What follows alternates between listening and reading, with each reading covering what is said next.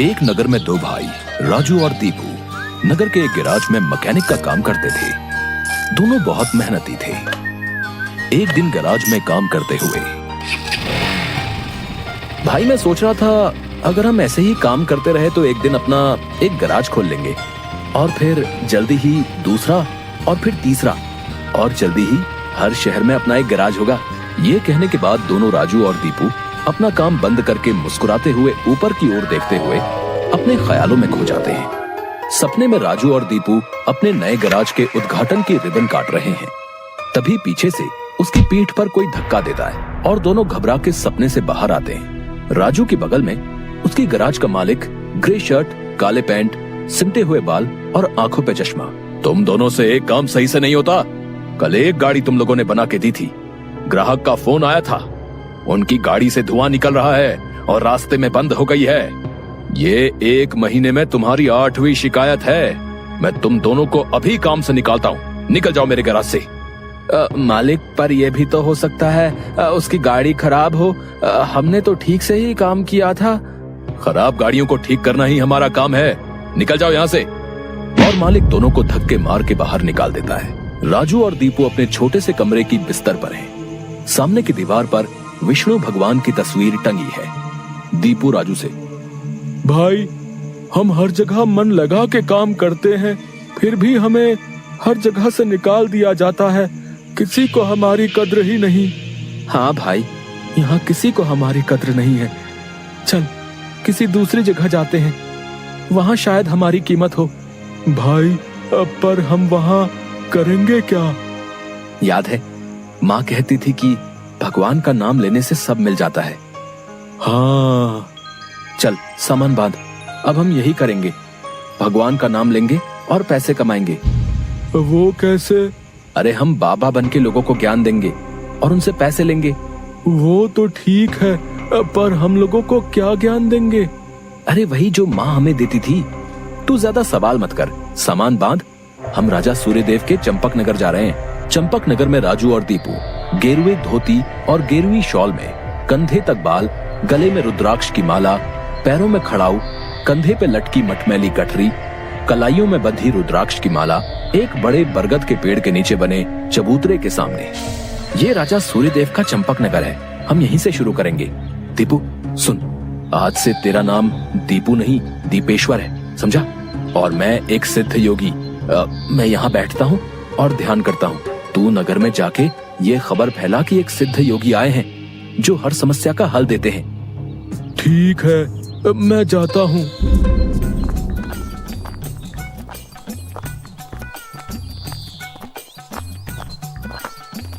भाई हमारे सिद्ध बाबा जी के लिए कुछ दान दो। ये कौन से बाबा हैं और कहाँ हैं? बड़े सिद्ध बाबा हैं, उनके पास हर समस्या का हल है। नगर के बाहर जो बड़ा बरगद का पेड़ है ना, वहाँ ठहरे हुए हैं। अगर तुम्हें कोई समस्या हो तो उनसे जाके मिल लो, वो तुम्हें हल जरूर बताएंगे। पर हाँ, दान के लिए कुछ लेकर जरूर आना। हाँ, मैं जरूर आऊंगा। औरों को भी बता दो, पूरे नगर का भला हो जाएगा। जरूर बाबा जी, जरूर। राजू पेड़ के नीचे ध्यान में बैठा हुआ है और दीपू थैले में सामान लेके उसके पास जाता है। मैंने नगर में खबर फैला दी है, जल्दी ही लोग यहाँ आते होंगे। तुम तैयार रहो। मैं तो कब से तैयार हूँ, देखते हैं क्या होता है। राजू फिर से ध्यान में बैठ जाता है। तभी नगर के लोग वहाँ आने लगते हैं और हाथ जोड़ के नीचे बैठे हैं। बाबा, हमारा काम नहीं चल रहा, कृपा करें। आप जो भी दान के लिए लाए हैं बाबा के चरणों में रखें और बाबा से गुरु मंत्र लें। दुकानदार राजू के पास पैसे रखता है और हाथ जोड़कर खड़ा हो जाता है। राजू इशारे से दुकानदार को अपने पास बुलाता है और उसके कान में कहता है, श्री राम, हर बिक्री के समय मन में ये नाम का जाप करो, बिक्री बढ़ जाएगी। याद रहे, अपना ये मंत्र किसी को नहीं बताना, अपनी पत्नी को भी नहीं। जैसी आपकी आज्ञा बाबा जी।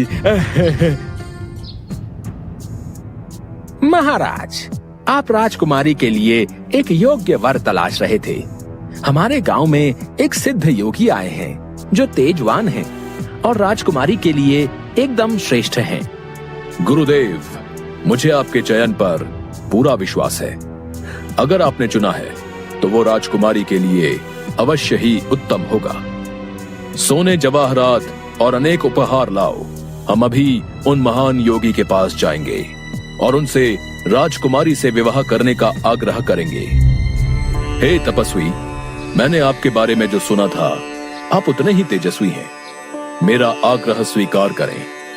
राजू ध्यान से आंख खोलकर राजा को देखते हुए, जी महाराज, कहिए क्या परेशानी है आपको?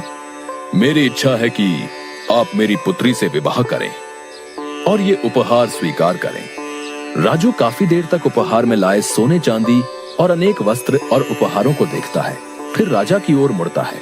महाराज, मैं तो एक सन्यासी हूँ, मुझे इन सब से क्या लेना? मुझे क्षमा करें, मैं आपकी बात नहीं मान सकता। दीपू चौंकते हुए राजू को देखता है। मैंने जो सुना था, आप उससे भी महान हैं।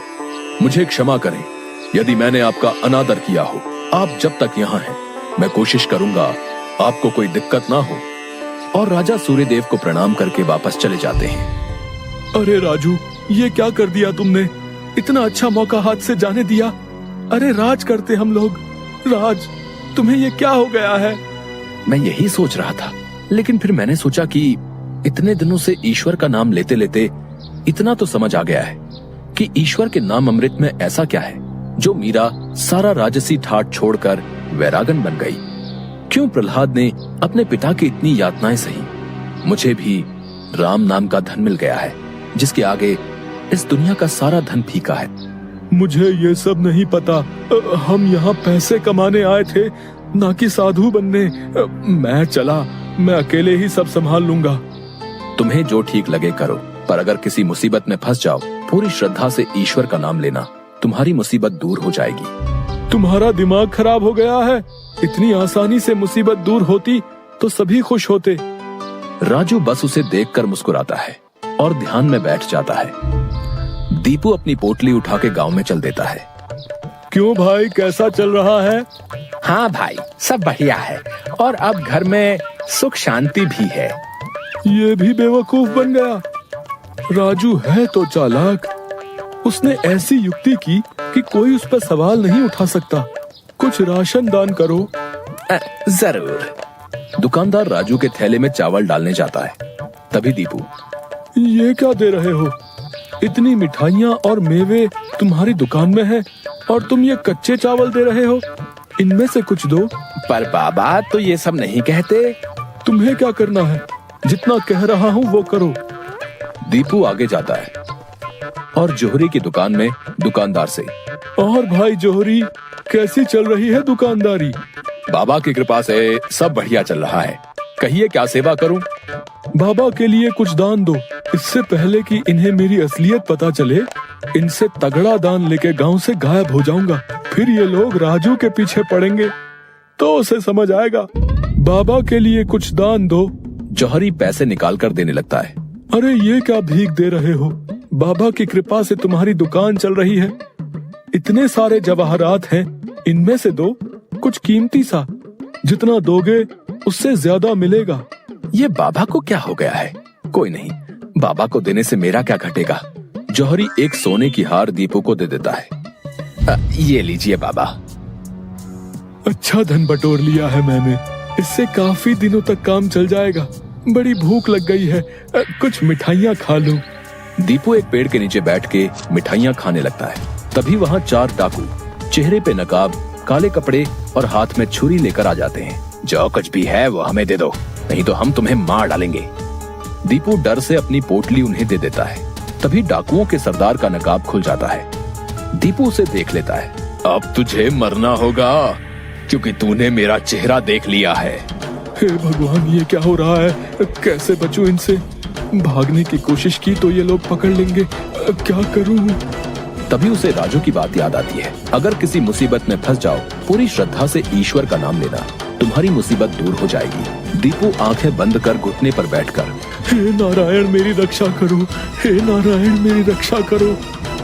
डाकू का सरदार दीपू को उठाकर, सुन, राजा के सिपाही हमारी ओर आ रहे हैं, इसलिए तुझे छोड़ रहे हैं। अगर तूने किसी को हमारे बारे में बताने की कोशिश की तो तुझे जिंदा नहीं छोड़ेंगे। ये ले अपनी पोटली। डाकू भाग जाते हैं। दीपू सामने से सिपाहियों को आते देख मन में, हे नारायण, मुझसे भूल हुई जो मैं राजू की बात को समझ नहीं पाया। मैं राजू के पास वापस जा रहा हूँ और उसके साथ रहकर आपके ध्यान में अपना जीवन बिताऊंगा।